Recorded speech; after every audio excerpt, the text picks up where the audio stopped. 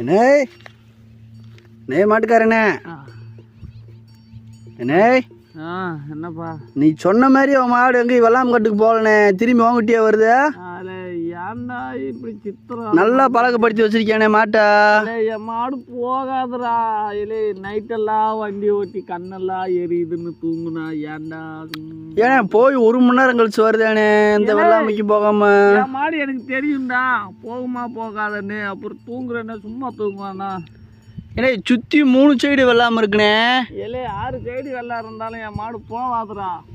3 side வெள்ளாமைக்கு போகாம உங்ககிட்டயே வந்துருச்சேனே மாடு பூரா. என் மாடு பூரா வார்த்தை கட்பட்டு மாடுறா போடா. இல்லை நல்லா வளர்த்துருக்கனே மாட்டை.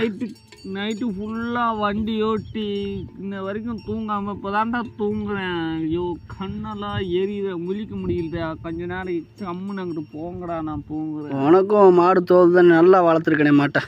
பரவாயில்லண்ணே.